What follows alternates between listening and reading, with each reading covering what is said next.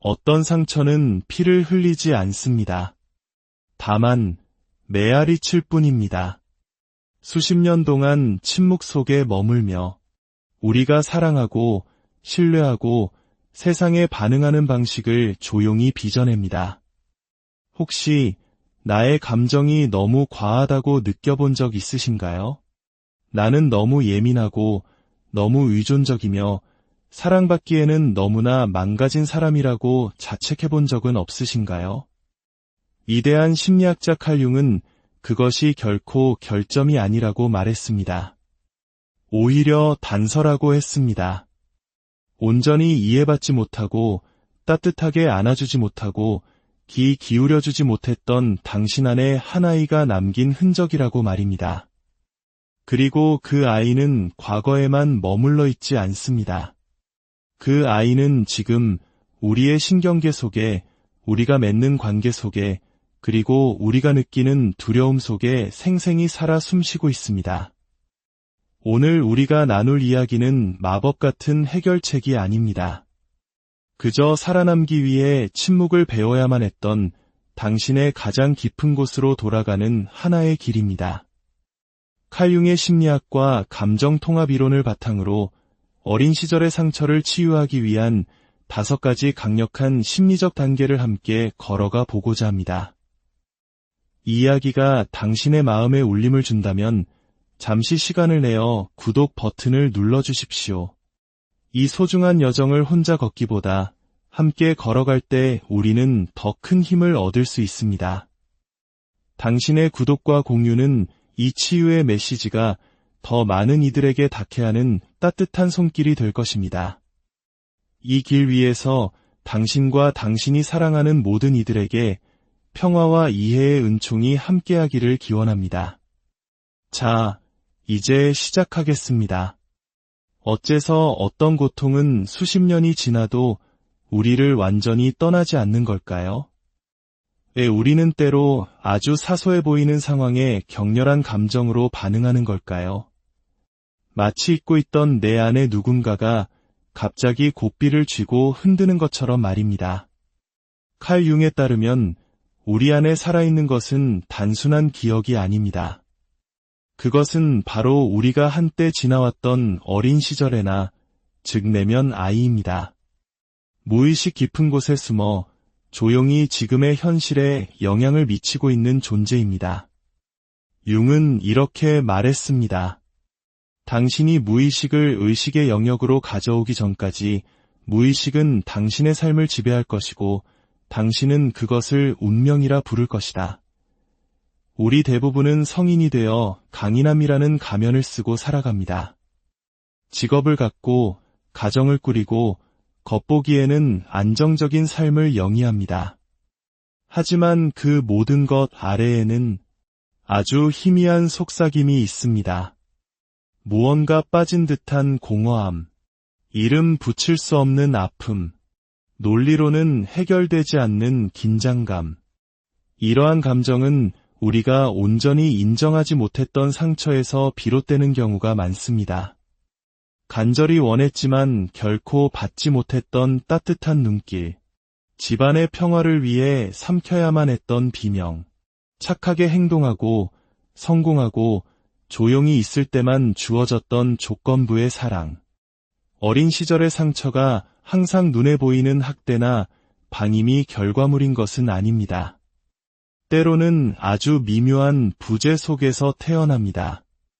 정서적인 교감의 부재, 늘 강해야 한다는 압박감, 나의 존재 자체가 너무 벅차다는 느낌 같은 것들 말입니다.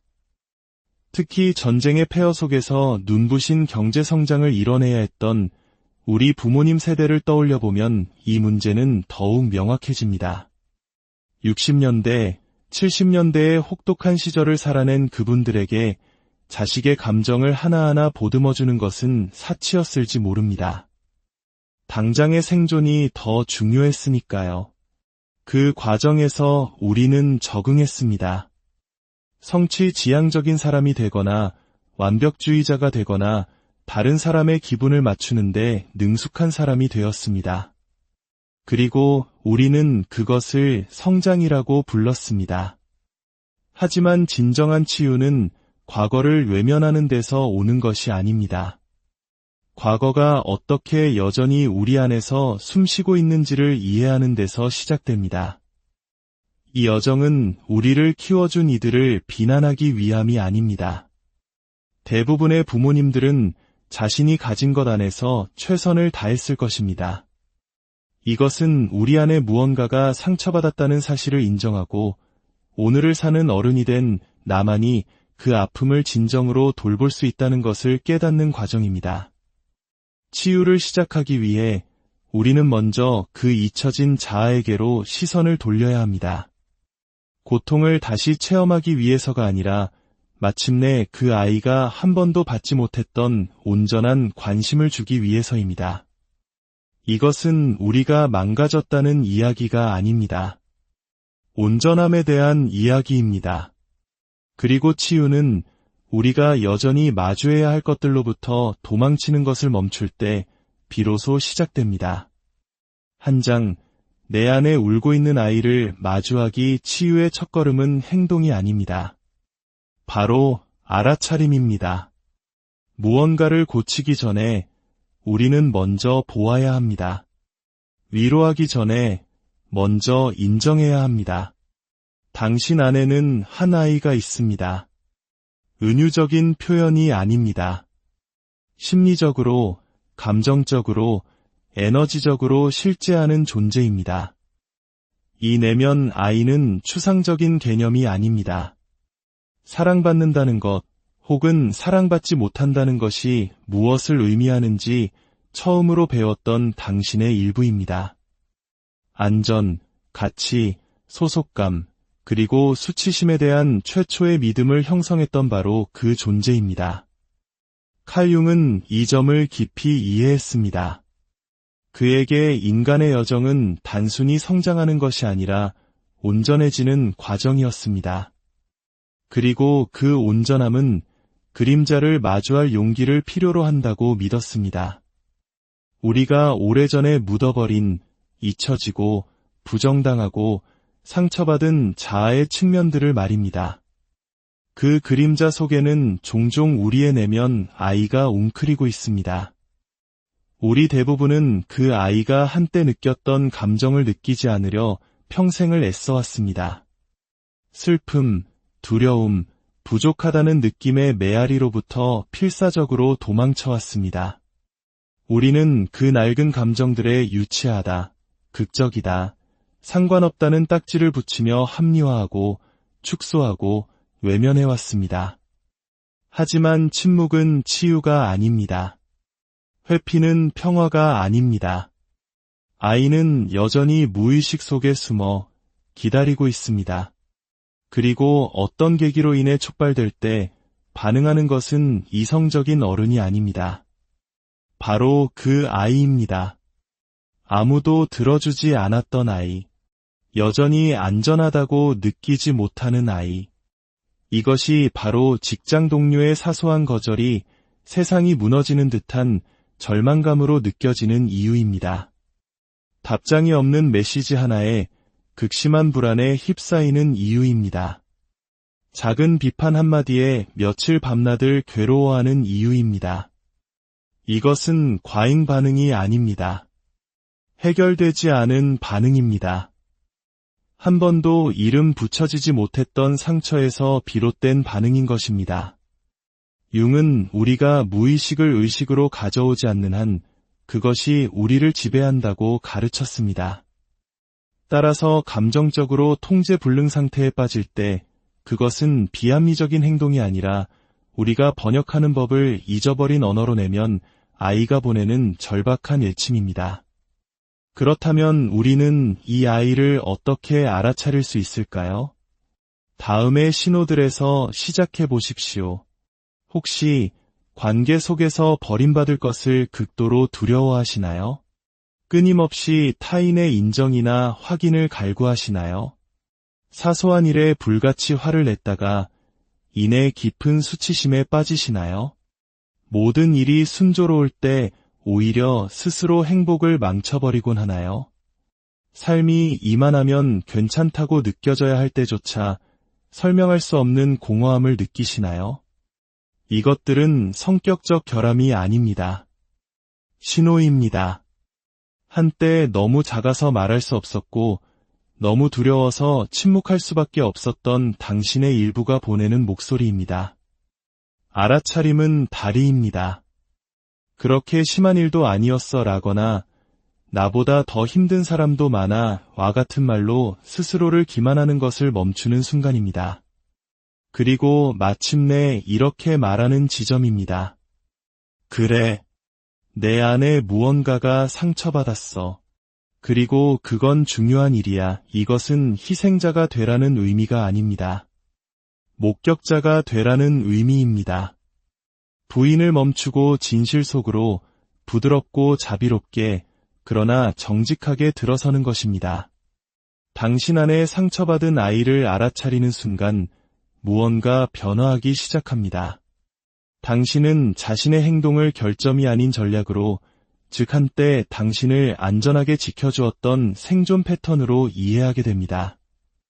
그토록 집착했던 완벽주의는 비난을 피하기 위한 방패였습니다. 입을 굳게 닫았던 침묵은 처벌을 면하기 위한 갑옷이었습니다. 쉴 새 없이 바쁘게 움직였던 것은 마주할 준비가 되지 않았던 깊은 슬픔을 느끼지 않기 위한 방어기제였습니다. 모든 대처 방식에는 한때 그 나름의 논리가 있었습니다. 그리고 그 모든 것은 당신의 내면 아이를 보호하기 위함이었습니다. 하지만 이제 그 아이는 더 이상 위험하지 않습니다. 당신은 더 이상 무방비 상태가 아닙니다. 세상은 여전히 거칠 수 있지만 당신은 한때의 그 무력한 아이가 아닙니다. 그리고 그것은 이제 당신이 생존을 멈추고 치유를 시작할 수 있다는 의미입니다. 알아차림은 쉽지 않습니다. 평생을 피해왔던 장소를 다시 방문해야 하는 용기가 필요합니다. 하지만 그것은 또한 심오한 사랑의 행위입니다. 당신 안에 상처받은 아이를 알아차린다는 것은 이렇게 말해주는 것과 같기 때문입니다. 이제야 내가 너를 본다. 너의 아픔을 믿어. 그리고 다시는 너를 혼자 두지 않을 거야. 그것 자체로 이미 치유는 시작된 것입니다. 2장, 억눌러왔던 감정에게 자리를 내어주기. 당신 안에 상처받은 아이를 알아차렸다면 다음 단계는 그것을 고치는 것이 아닙니다. 바로 느끼는 것입니다. 늘 강해야 하고 침착해야 하며 앞으로 나아가야 한다고 배워온 세상에서 느끼기를 선택하는 것은 매우 급진적인 행동입니다. 하지만 칼 융은 우리에게 상기시킵니다. 우리가 느끼지 않는 것은 치유되지 않는다. 많은 사람들이 치유를 잊고 넘어가는 것이라고 믿습니다. 하지만 진정한 치유는 통과하는 것입니다. 살아남기 위해 묻어두었던 슬픔, 수치심, 두려움, 그리고 그리움의 켜들을 하나씩 통과해 나가는 것입니다. 당신이 지나온 어린 시절의 아이는 그냥 사라지지 않았습니다.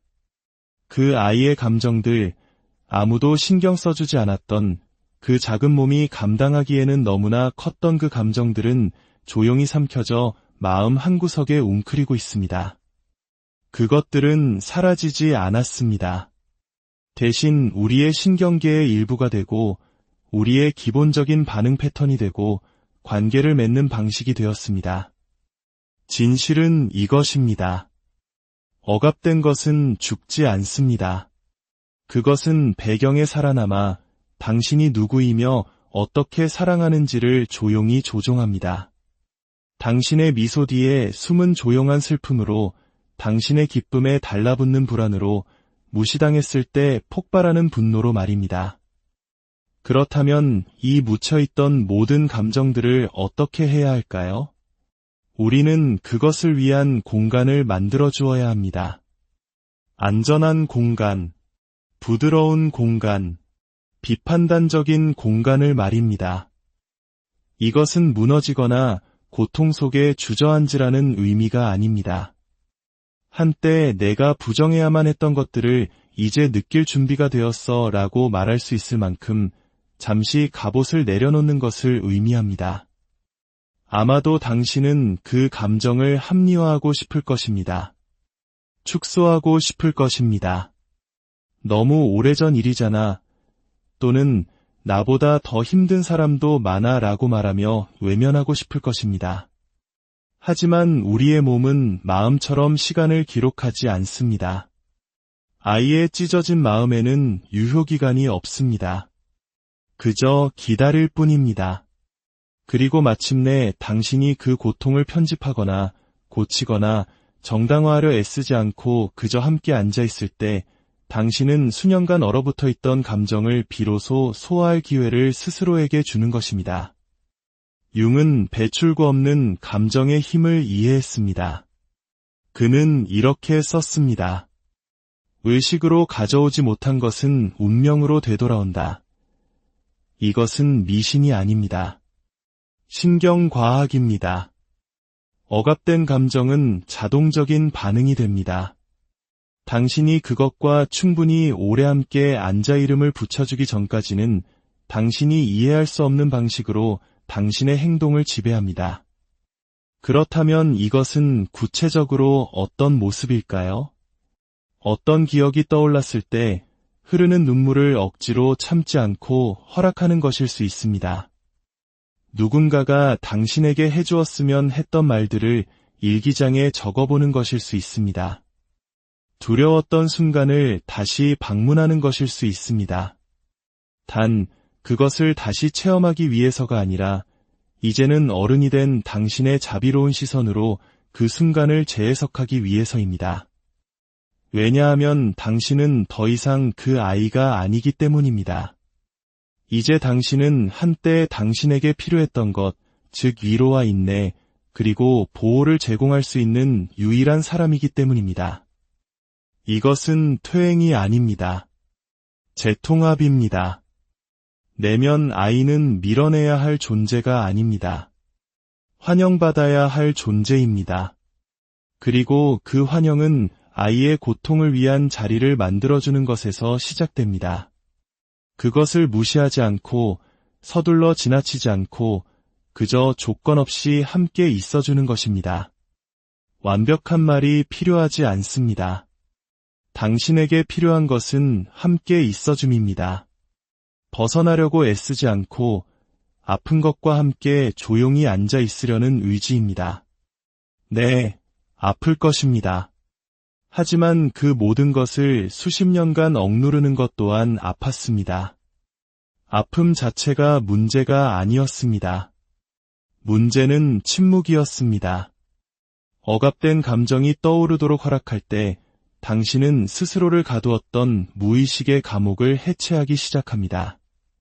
당신을 자극했던 것들에 뿌리가 있다는 것을, 당신의 수치심에 역사가 있다는 것을 알아차리기 시작합니다. 그리고 그 과정에서 당신은 힘을 되찾습니다. 이제 당신은 더 이상 맹목적으로 반응하지 않기 때문입니다. 의식적으로 응답합니다. 뜬금없이 폭발하는 것이 아니라 이렇게 이해하게 됩니다. 아, 이것은 낡은 고통이 새로운 형태로 나타난 것이구나. 그 명료함의 순간 바로 그것이 변화입니다. 그리고 천천히 감정의 격렬함은 힘을 잃습니다. 극심했던 불안은 속삭임이 되고 슬픔은 부드러움이 되며 두려움은 새로운 가능성을 위한 공간이 됩니다. 당신은 너무 예민하다는 말을 들었나요? 너무 의존적이라거나 너무 극적이라는 말을 들었나요? 그 꼬리표들은 내면화되었고 당신은 지극히 인간적인 감정들을 삼키는 법을 배웠습니다. 하지만 예민함은 약점이 아닙니다. 의존은 실패가 아닙니다. 표현은 부끄러운 일이 아닙니다. 이것들은 상처입니다. 그리고 상처는 보살핌을 받을 자격이 있습니다. 그러니 이제 스스로에게 물어보십시오. 나는 무엇을 침묵 속에 품고 살아왔는가? 그리고 외면하는 대신 그것을 향해 돌아서십시오. 그것이 슬픔이라면 슬퍼하도록 내버려 두십시오. 두려움이라면 움츠러들지 말고 그 이름을 불러주십시오. 그리움이라면 그 아픔을 온전히 느껴보십시오. 느낀다고 해서 당신이 연약한 것이 아닙니다. 마침내 허락했기에 당신은 강력한 것입니다. 이것이 바로 우리가 해야 할 일입니다. 화려하지도 빠르지도 않지만 성스러운 일입니다. 자비로 품은 것은 치유되고 수치심을 준 것은 계속 남기 때문입니다. 3장, 상처가 만든 낡은 믿음, 새로 쓰기. 모든 아이는 이야기를 만들며 자라납니다. 자신이 누구인지에 대한 이야기, 사랑이 무엇을 의미하는지에 대한 이야기, 안전하고 인정받고 그저 눈에 띄기 위해 무엇을 해야 하는지에 대한 이야기. 하지만 그 이야기들이 진실이 아닌 생존 전략에서 태어난 것이라면 어떻게 될까요? 칼 융은 성인이 된 우리의 성격을 형성하는 대부분이 의식적인 선택이 아니라 해결되지 않은 어린 시절의 믿음이 드리운 그림자라고 가르쳤습니다. 우리가 선택한 믿음이 아니라 우리를 형성한 믿음 말입니다. 당신의 정서적 욕구가 무시, 비일관성 혹은 비판을 통해 충족되지 않았을 때 어린 당신은 나를 돌봐주는 사람에게 문제가 있구나 라고 결론 내리지 않았습니다. 대신 이렇게 결론 내렸습니다. 내가 부족하구나. 왜냐하면 아이는 분석하지 않기 때문입니다. 모든 것을 내면화합니다.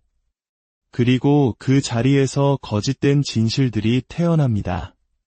사랑은 노력해서 얻어야 하는 거야. 내가 완벽해지면 안전해질 거야. 내 감정은 문제 덩어리야. 누군가에게 의지하는 건 약한 거야. 사람들을 행복하게 해주지 않으면 그들은 떠나버릴 거야. 익숙하게 들리시나요? 이 믿음들은 당신의 논리적인 마음에 살지 않습니다. 당신의 신경계에 삽니다. 그것들은 당신이 관계, 직업, 심지어 자존감까지 모든 것을 바라보는 렌즈가 됩니다. 이것이 바로 당신이 사소한 일에 쉽게 상처받는 이유입니다. 인정이 산소처럼 느껴지는 이유, 휴식이 불안하게 느껴지는 이유, 경계를 세우는 것이 배신처럼 느껴지는 이유, 친밀함이 그토록 갈망하면서도 동시에 끔찍하게 두려운 이유입니다. 이 중 어느 것도 당신이 망가졌다는 의미가 아닙니다. 당신이 고통에 의해 프로그래밍 되었다는 의미입니다. 상처가 이야기를 만들었고 그 이야기가 당신의 정체성이 되었습니다. 하지만 여기에 융이 제시한 희망이 있습니다. 무의식에 의해 구축된 모든 것은 알아차림에 의해 재구축될 수 있습니다. 당신은 결코 진정으로 당신의 것이 아니었던 믿음대로 평생을 살 필요가 없습니다. 그렇다면 어떻게 시작할까요? 우리는 그 낡은 각본의 의문을 제기하는 것에서 시작합니다. 비판이 아닌 호기심으로 말입니다. 스스로에게 물어보십시오. 사랑받기 위해 나는 어떤 사람이 되어야 한다고 믿었는가? 안전하다고 느끼기 위해 나의 어떤 부분을 숨겨야만 했는가? 나는 어떤 감정적 욕구를 침묵시키는 법을 배웠는가? 아마도 당신은 지금의 당신을 만든 많은 것들이 당신 본질의 표현이 아니라 단절에서 살아남기 위한 전략이었음을 발견하게 될 것입니다. 이것이 내면 아이 작업의 가슴 아픈 부분이자 동시에 해방을 가져오는 부분입니다. 당신이 수년간 연기해온 나는 가면이었고 그 아래에는 결코 망가진 적 없이 그저 묻혀 있었을 뿐인 진정한 자아가 살아있다는 것을 깨닫게 됩니다. 이 믿음들을 다시 쓰는 것은 억지로 긍정성을 주입하는 것이 아닙니다. 부드럽게 분리하는 것입니다. 예를 들어 나는 사랑받을 자격이 없어 라고 말하는 대신 이렇게 말하는 법을 배우는 것입니다. 나는 정서적으로 충분히 보살핌 받지 못했기 때문에 사랑받을 자격이 없다고 믿어왔어. 이 작은 변화, 정체성에서 관찰로의 전환, 바로 그곳에서 치유가 시작됩니다. 당신은 당신의 상처가 아닙니다.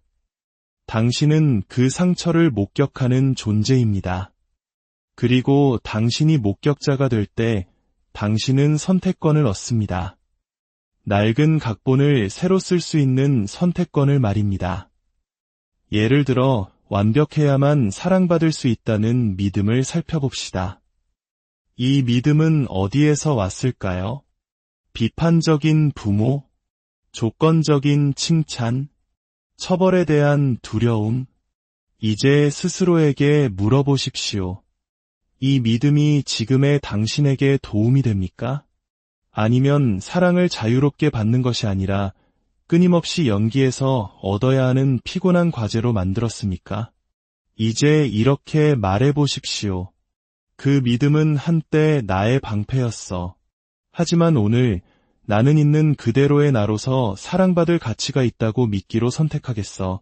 이 말을 반복하고 또 반복하십시오. 더 이상 낯설게 느껴지지 않을 때까지 말입니다. 상처가 반복을 통해 형성되었듯이 치유 또한 반복을 통해 이루어집니다. 또 다른 예로 내 감정은 너무 과해라는 믿음이 있습니다. 누가 당신에게 그렇게 말했나요? 당신이 울 때 누가 눈살을 찌푸렸나요? 누가 당신의 필요를 묵살했나요? 그 믿음은 실제 상처에서 비롯되었지만 그것이 보편적인 진리는 아닙니다. 그러니 이렇게 말해보십시오. 나는 내 감정이 짐처럼 느껴지도록 만들어졌어. 하지만 내 감정은 타당해. 침묵당할 것이 아니라 느껴질 자격이 있어. 이것이 바로 그 일입니다. 새로운 사람이 되는 것으로 시작하는 것이 아니라 당신이 오래전 두고 왔던 그 사람을 만나는 것으로 시작하는 것입니다. 고칠 필요가 없었던, 그저 누군가 이렇게 말해주길 기다렸던 그 아이를 말입니다. 내가 이제 너를 본다. 너는 소중해. 이제 내가 여기 있어. 이 여정의 끝에서 당신은 과거를 지울 수는 없지만 그것이 더 이상 당신의 현재를 지배하지 않도록 만들 수 있습니다. 상처에 메아리는 잦아들고 그 자리에 당신 자신의 온전한 목소리가 울려 퍼지기 시작할 것입니다. 그 목소리에 귀 기울이는 용기, 그것이 바로 어떤 상처는 피를 흘리지 않습니다. 다만 메아리칠 뿐입니다. 수십 년 동안 침묵 속에 머물며 우리가 사랑하고 신뢰하고 세상에 반응하는 방식을 조용히 빚어냅니다. 혹시 나의 감정이 너무 과하다고 느껴본 적 있으신가요? 나는 너무 예민하고 너무 의존적이며 사랑받기에는 너무나 망가진 사람이라고 자책해본 적은 없으신가요? 위대한 심리학자 칼 융은 그것이 결코 결점이 아니라고 말했습니다. 오히려 단서라고 했습니다. 온전히 이해받지 못하고 따뜻하게 안아주지 못하고 귀 기울여주지 못했던 당신 안에 한 아이가 남긴 흔적이라고 말입니다. 그리고 그 아이는 과거에만 머물러 있지 않습니다. 그 아이는 지금 우리의 신경계 속에, 우리가 맺는 관계 속에, 그리고 우리가 느끼는 두려움 속에 생생히 살아 숨쉬고 있습니다. 오늘 우리가 나눌 이야기는 마법 같은 해결책이 아닙니다. 그저 살아남기 위해 침묵을 배워야만 했던 당신의 가장 깊은 곳으로 돌아가는 하나의 길입니다. 칼 융의 심리학과 감정 통합 이론을 바탕으로 어린 시절의 상처를 치유하기 위한 5가지 강력한 심리적 단계를 함께 걸어가 보고자 합니다. 이 이야기가 당신의 마음에 울림을 준다면 잠시 시간을 내어 구독 버튼을 눌러주십시오. 이 소중한 여정을 혼자 걷기보다 함께 걸어갈 때 우리는 더 큰 힘을 얻을 수 있습니다. 당신의 구독과 공유는 이 치유의 메시지가 더 많은 이들에게 닿게 하는 따뜻한 손길이 될 것입니다. 이 길 위에서 당신과 당신이 사랑하는 모든 이들에게 평화와 이해의 은총이 함께하기를 기원합니다. 자, 이제 시작하겠습니다. 어째서 어떤 고통은 수십 년이 지나도 우리를 완전히 떠나지 않는 걸까요? 왜 우리는 때로 아주 사소해 보이는 상황에 격렬한 감정으로 반응하는 걸까요? 마치 잊고 있던 내 안에 누군가가 갑자기 고삐를 쥐고 흔드는 것처럼 말입니다. 칼 융에 따르면 우리 안에 살아있는 것은 단순한 기억이 아닙니다. 그것은 바로 우리가 한때 지나왔던 어린 시절에나, 즉 내면 아이입니다. 무의식 깊은 곳에 숨어 조용히 지금의 현실에 영향을 미치고 있는 존재입니다. 융은 이렇게 말했습니다. 당신이 무의식을 의식의 영역으로 가져오기 전까지 무의식은 당신의 삶을 지배할 것이고 당신은 그것을 운명이라 부를 것이다. 우리 대부분은 성인이 되어 강인함이라는 가면을 쓰고 살아갑니다. 직업을 갖고 가정을 꾸리고 겉보기에는 안정적인 삶을 영위합니다. 하지만 그 모든 것 아래에는 아주 희미한 속삭임이 있습니다. 무언가 빠진 듯한 공허함, 이름 붙일 수 없는 아픔, 논리로는 해결되지 않는 긴장감. 이러한 감정은 우리가 온전히 인정하지 못했던 상처에서 비롯되는 경우가 많습니다. 간절히 원했지만 결코 받지 못했던 따뜻한 눈길, 집안의 평화를 위해 삼켜야만 했던 비명, 착하게 행동하고 성공하고 조용히 있을 때만 주어졌던 조건부의 사랑. 어린 시절의 상처가 항상 눈에 보이는 학대나 방임이 결과물인 것은 아닙니다. 때로는 아주 미묘한 부재 속에서 태어납니다. 정서적인 교감의 부재, 늘 강해야 한다는 압박감, 나의 존재 자체가 너무 벅차다는 느낌 같은 것들 말입니다. 특히 전쟁의 폐허 속에서 눈부신 경제 성장을 이뤄내야 했던 우리 부모님 세대를 떠올려보면 이 문제는 더욱 명확해집니다. 60년대, 70년대의 혹독한 시절을 살아낸 그분들에게 자식의 감정을 하나하나 보듬어주는 것은 사치였을지 모릅니다. 당장의 생존이 더 중요했으니까요. 그 과정에서 우리는 적응했습니다. 성취 지향적인 사람이 되거나 완벽주의자가 되거나 다른 사람의 기분을 맞추는데 능숙한 사람이 되었습니다. 그리고 우리는 그것을 성장이라고 불렀습니다. 하지만 진정한 치유는 과거를 외면하는 데서 오는 것이 아닙니다. 과거가 어떻게 여전히 우리 안에서 숨쉬고 있는지를 이해하는 데서 시작됩니다. 이 여정은 우리를 키워준 이들을 비난하기 위함이 아닙니다.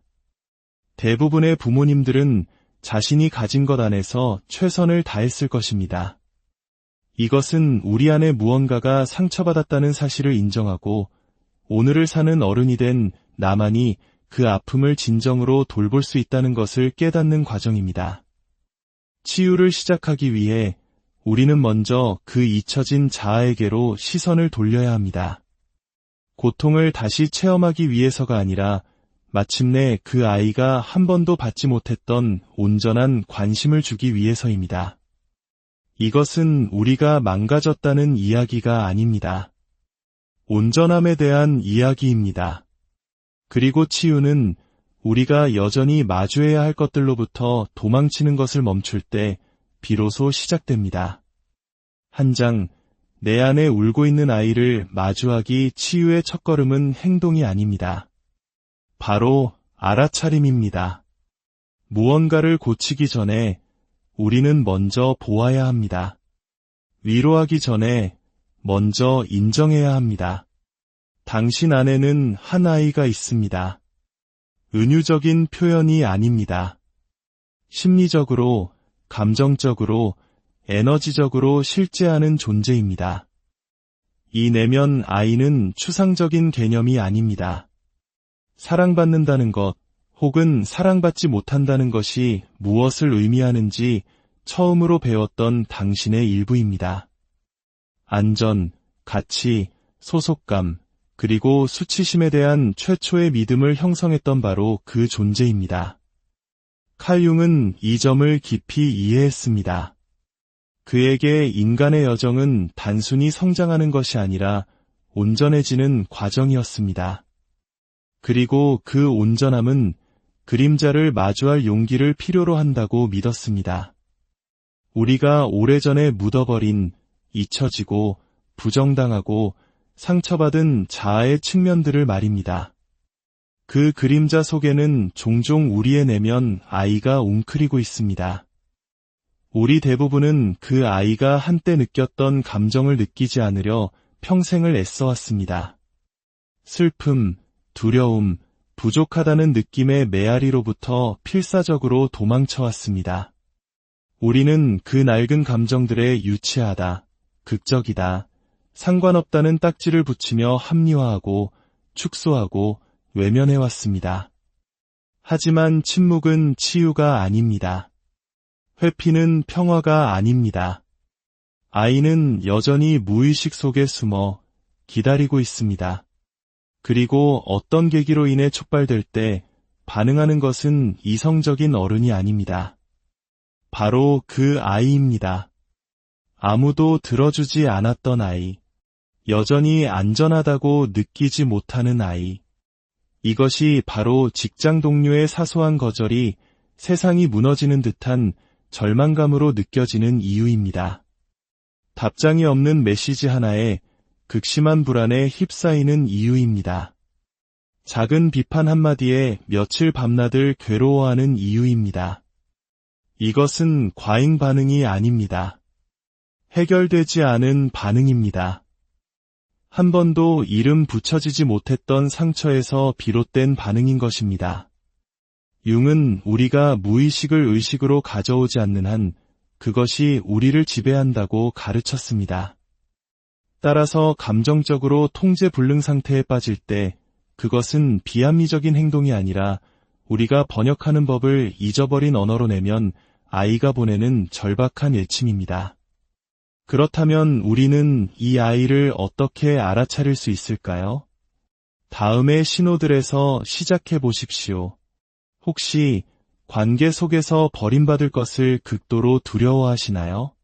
끊임없이 타인의 인정이나 확인을 갈구하시나요? 사소한 일에 불같이 화를 냈다가 이내 깊은 수치심에 빠지시나요?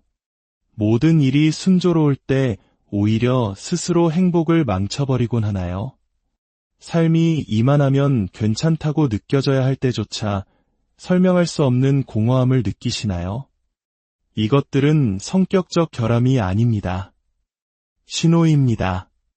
한때 너무 작아서 말할 수 없었고 너무 두려워서 침묵할 수밖에 없었던 당신의 일부가 보내는 목소리입니다. 알아차림은 다리입니다. 그렇게 심한 일도 아니었어 라거나 나보다 더 힘든 사람도 많아 와 같은 말로 스스로를 기만하는 것을 멈추는 순간입니다. 그리고 마침내 이렇게 말하는 지점입니다. 그래, 내 안에 무언가가 상처받았어. 그리고 그건 중요한 일이야. 이것은 희생자가 되라는 의미가 아닙니다. 목격자가 되라는 의미입니다. 부인을 멈추고 진실 속으로 부드럽고 자비롭게 그러나 정직하게 들어서는 것입니다. 당신 안에 상처받은 아이를 알아차리는 순간 무언가 변화하기 시작합니다. 당신은 자신의 행동을 결점이 아닌 전략으로, 즉 한때 당신을 안전하게 지켜주었던 생존 패턴으로 이해하게 됩니다. 그토록 집착했던 완벽주의는 비난을 피하기 위한 방패였습니다. 입을 굳게 닫았던 침묵은 처벌을 면하기 위한 갑옷이었습니다. 쉴 새 없이 바쁘게 움직였던 것은 마주할 준비가 되지 않았던 깊은 슬픔을 느끼지 않기 위한 방어기제였습니다. 모든 대처 방식에는 한때 그 나름의 논리가 있었습니다. 그리고 그 모든 것은 당신의 내면 아이를 보호하기 위함이었습니다. 하지만 이제 그 아이는 더 이상 위험하지 않습니다. 당신은 더 이상 무방비 상태가 아닙니다. 세상은 여전히 거칠 수 있지만 당신은 한때의 그 무력한 아이가 아닙니다. 그리고 그것은 이제 당신이 생존을 멈추고 치유를 시작할 수 있다는 의미입니다. 알아차림은 쉽지 않습니다. 평생을 피해왔던 장소를 다시 방문해야 하는 용기가 필요합니다. 하지만 그것은 또한 심오한 사랑의 행위입니다. 당신 안에 상처받은 아이를 알아차린다는 것은 이렇게 말해주는 것과 같기 때문입니다. 이제야 내가 너를 본다. 너의 아픔을 믿어. 그리고 다시는 너를 혼자 두지 않을 거야. 그것 자체로 이미 치유는 시작된 것입니다. 2장, 억눌러왔던 감정에게 자리를 내어주기. 당신 안에 상처받은 아이를 알아차렸다면 다음 단계는 그것을 고치는 것이 아닙니다. 바로 느끼는 것입니다. 늘 강해야 하고 침착해야 하며 앞으로 나아가야 한다고 배워온 세상에서 느끼기를 선택하는 것은 매우 급진적인 행동입니다. 하지만 칼 융은 우리에게 상기시킵니다. 우리가 느끼지 않는 것은 치유되지 않는다. 많은 사람들이 치유를 잊고 넘어가는 것이라고 믿습니다. 하지만 진정한 치유는 통과하는 것입니다. 살아남기 위해 묻어두었던 슬픔, 수치심, 두려움, 그리고 그리움의 켜들을 하나씩 통과해 나가는 것입니다. 당신이 지나온 어린 시절의 아이는 그냥 사라지지 않았습니다. 그 아이의 감정들, 아무도 신경 써주지 않았던 그 작은 몸이 감당하기에는 너무나 컸던 그 감정들은 조용히 삼켜져 마음 한구석에 웅크리고 있습니다. 그것들은 사라지지 않았습니다. 대신 우리의 신경계의 일부가 되고 우리의 기본적인 반응 패턴이 되고 관계를 맺는 방식이 되었습니다. 진실은 이것입니다. 억압된 것은 죽지 않습니다. 그것은 배경에 살아남아 당신이 누구이며 어떻게 사랑하는지를 조용히 조종합니다. 당신의 미소 뒤에 숨은 조용한 슬픔으로, 당신의 기쁨에 달라붙는 불안으로, 무시당했을 때 폭발하는 분노로 말입니다. 그렇다면 이 묻혀있던 모든 감정들을 어떻게 해야 할까요? 우리는 그것을 위한 공간을 만들어 주어야 합니다. 안전한 공간, 부드러운 공간, 비판단적인 공간을 말입니다.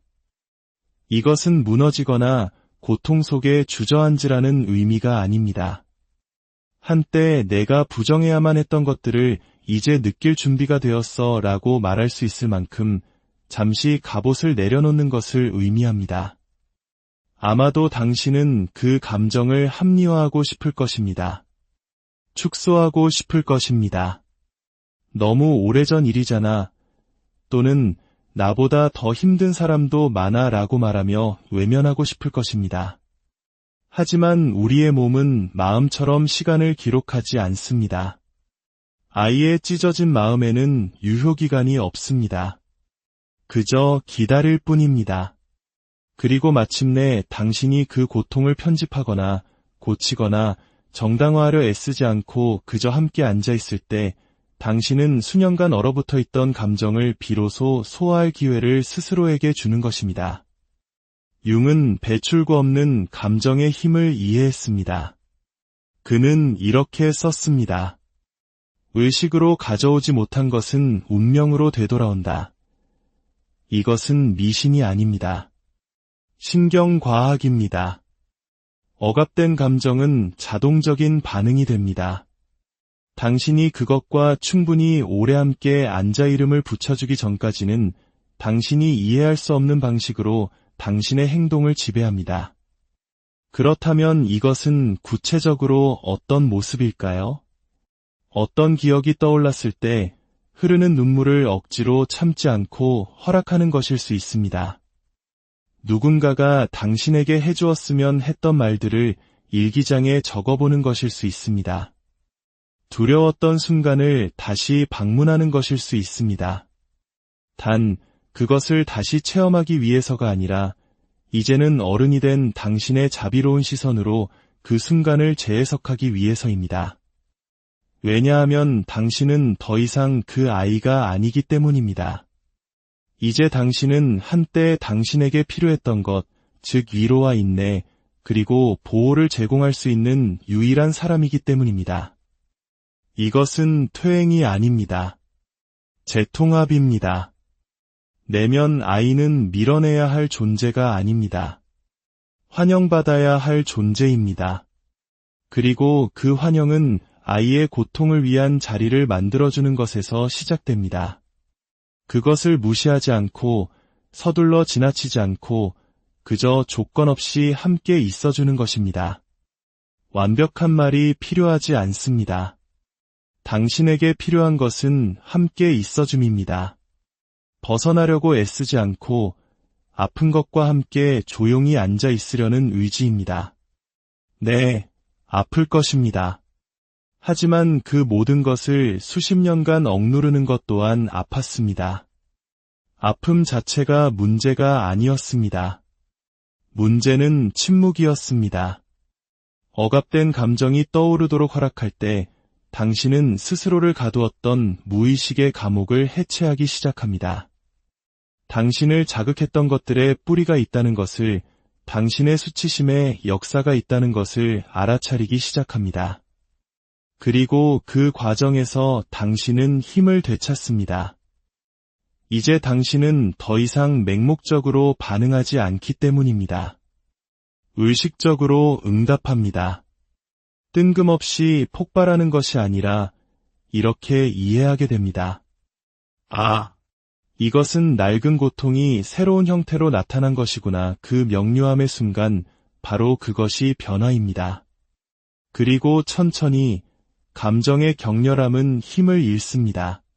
극심했던 불안은 속삭임이 되고 슬픔은 부드러움이 되며 두려움은 새로운 가능성을 위한 공간이 됩니다. 당신은 너무 예민하다는 말을 들었나요? 너무 의존적이라거나 너무 극적이라는 말을 들었나요? 그 꼬리표들은 내면화되었고 당신은 지극히 인간적인 감정들을 삼키는 법을 배웠습니다. 하지만 예민함은 약점이 아닙니다. 의존은 실패가 아닙니다. 표현은 부끄러운 일이 아닙니다. 이것들은 상처입니다. 그리고 상처는 보살핌을 받을 자격이 있습니다. 그러니 이제 스스로에게 물어보십시오. 나는 무엇을 침묵 속에 품고 살아왔는가? 그리고 외면하는 대신 그것을 향해 돌아서십시오. 그것이 슬픔이라면 슬퍼하도록 내버려 두십시오. 두려움이라면 움츠러들지 말고 그 이름을 불러주십시오. 그리움이라면 그 아픔을 온전히 느껴보십시오. 느낀다고 해서 당신이 연약한 것이 아닙니다. 마침내 허락했기에 당신은 강력한 것입니다. 이것이 바로 우리가 해야 할 일입니다. 화려하지도 빠르지도 않지만 성스러운 일입니다. 자비로 품은 것은 치유되고 수치심을 준 것은 계속 남기 때문입니다. 3장, 상처가 만든 낡은 믿음, 새로 쓰기. 모든 아이는 이야기를 만들며 자라납니다. 자신이 누구인지에 대한 이야기, 사랑이 무엇을 의미하는지에 대한 이야기, 안전하고 인정받고 그저 눈에 띄기 위해 무엇을 해야 하는지에 대한 이야기. 하지만 그 이야기들이 진실이 아닌 생존 전략에서 태어난 것이라면 어떻게 될까요? 칼 융은 성인이 된 우리의 성격을 형성하는 대부분이 의식적인 선택이 아니라 해결되지 않은 어린 시절의 믿음이 드리운 그림자라고 가르쳤습니다. 우리가 선택한 믿음이 아니라 우리를 형성한 믿음 말입니다. 당신의 정서적 욕구가 무시, 비일관성 혹은 비판을 통해 충족되지 않았을 때 어린 당신은 나를 돌봐주는 사람에게 문제가 있구나라고 결론 내리지 않았습니다. 대신 이렇게 결론 내렸습니다. 내가 부족하구나. 왜냐하면 아이는 분석하지 않기 때문입니다. 모든 것을 내면화합니다. 그리고 그 자리에서 거짓된 진실들이 태어납니다. 사랑은 노력해서 얻어야 하는 거야. 내가 완벽해지면 안전해질 거야. 내 감정은 문제 덩어리야. 누군가에게 의지하는 건 약한 거야. 사람들을 행복하게 해주지 않으면 그들은 떠나버릴 거야. 익숙하게 들리시나요? 이 믿음들은 당신의 논리적인 마음에 살지 않습니다. 당신의 신경계에 삽니다. 그것들은 당신이 관계, 직업, 심지어 자존감까지 모든 것을 바라보는 렌즈가 됩니다. 이것이 바로 당신이 사소한 일에 쉽게 상처받는 이유입니다. 인정이 산소처럼 느껴지는 이유, 휴식이 불안하게 느껴지는 이유, 경계를 세우는 것이 배신처럼 느껴지는 이유, 친밀함이 그토록 갈망하면서도 동시에 끔찍하게 두려운 이유입니다. 이 중 어느 것도 당신이 망가졌다는 의미가 아닙니다. 당신이 고통에 의해 프로그래밍 되었다는 의미입니다. 상처가 이야기를 만들었고 그 이야기가 당신의 정체성이 되었습니다. 하지만 여기에 융이 제시한 희망이 있습니다. 무의식에 의해 구축된 모든 것은 알아차림에 의해 재구축될 수 있습니다. 당신은 결코 진정으로 당신의 것이 아니었던 믿음대로 평생을 살 필요가 없습니다. 그렇다면 어떻게 시작할까요? 우리는 그 낡은 각본의 의문을 제기하는 것에서 시작합니다. 비판이 아닌 호기심으로 말입니다. 스스로에게 물어보십시오. 사랑받기 위해 나는 어떤 사람이 되어야 한다고 믿었는가? 안전하다고 느끼기 위해 나의 어떤 부분을 숨겨야만 했는가? 나는 어떤 감정적 욕구를 침묵시키는 법을 배웠는가? 아마도 당신은 지금의 당신을 만든 많은 것들이 당신 본질의 표현이 아니라 단절에서 살아남기 위한 전략이었음을 발견하게 될 것입니다. 이것이 내면 아이 작업의 가슴 아픈 부분이자 동시에 해방을 가져오는 부분입니다. 당신이 수년간 연기해온 나는 가면이었고 그 아래에는 결코 망가진 적 없이 그저 묻혀 있었을 뿐인 진정한 자아가 살아있다는 것을 깨닫게 됩니다. 이 믿음들을 다시 쓰는 것은 억지로 긍정성을 주입하는 것이 아닙니다. 부드럽게 분리하는 것입니다. 예를 들어 나는 사랑받을 자격이 없어 라고 말하는 대신 이렇게 말하는 법을 배우는 것입니다. 나는 정서적으로 충분히 보살핌 받지 못했기 때문에 사랑받을 자격이 없다고 믿어왔어. 이 작은 변화, 정체성에서 관찰로의 전환, 바로 그곳에서 치유가 시작됩니다. 당신은 당신의 상처가 아닙니다. 당신은 그 상처를 목격하는 존재입니다. 그리고 당신이 목격자가 될 때 당신은 선택권을 얻습니다. 낡은 각본을 새로 쓸 수 있는 선택권을 말입니다. 예를 들어 완벽해야만 사랑받을 수 있다는 믿음을 살펴봅시다. 이 믿음은 어디에서 왔을까요? 비판적인 부모, 조건적인 칭찬, 처벌에 대한 두려움. 이제 스스로에게 물어보십시오. 이 믿음이 지금의 당신에게 도움이 됩니까?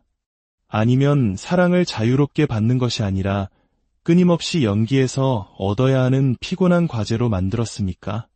이제 이렇게 말해보십시오.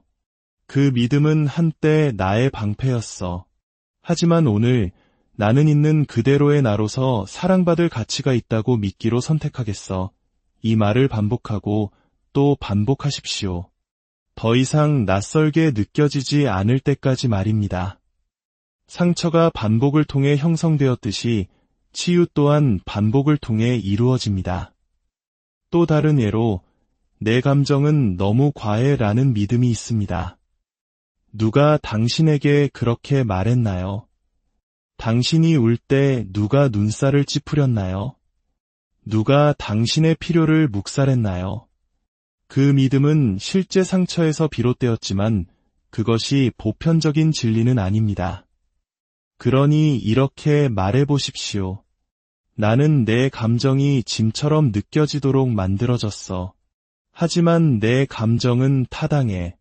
침묵당할 것이 아니라 느껴질 자격이 있어. 이것이 바로 그 일입니다.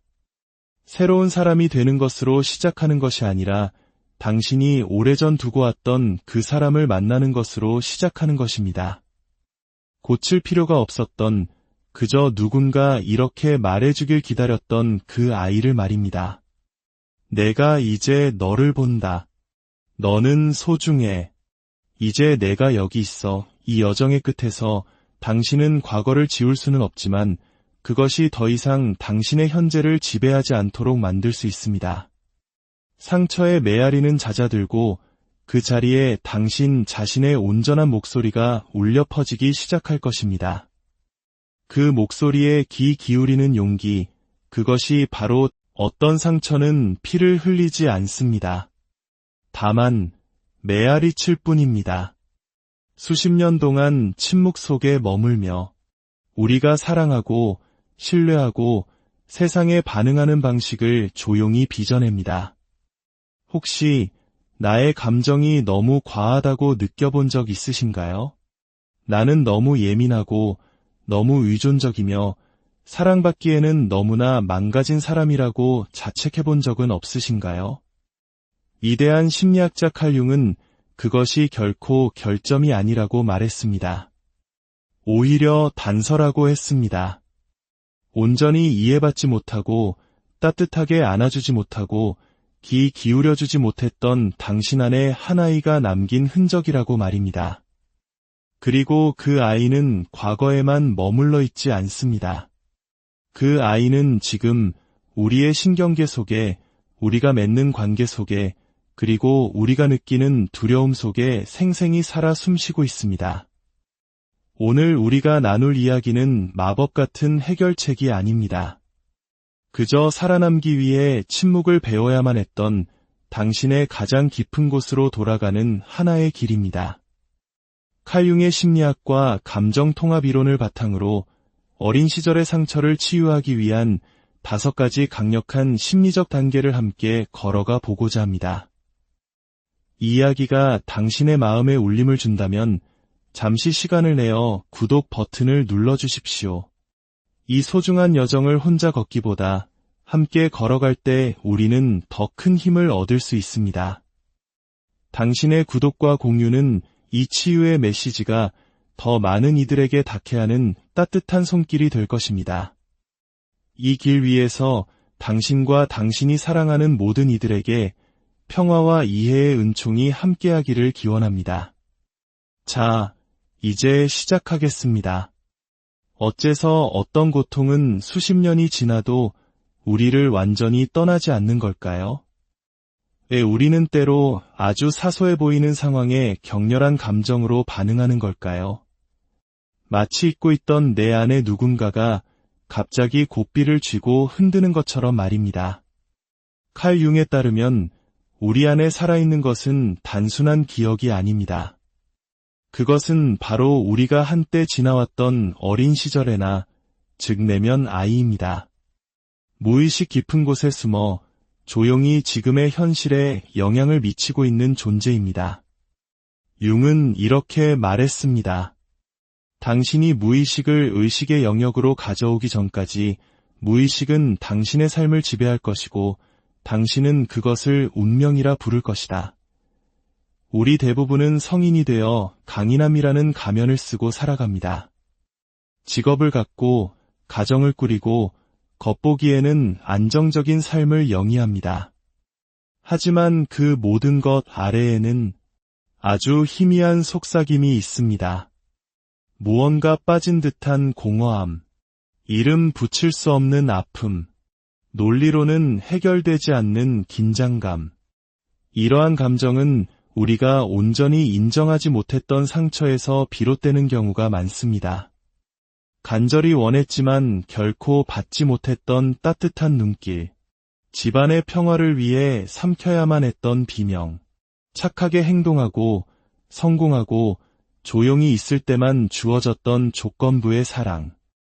어린 시절의 상처가 항상 눈에 보이는 학대나 방임이 결과물인 것은 아닙니다.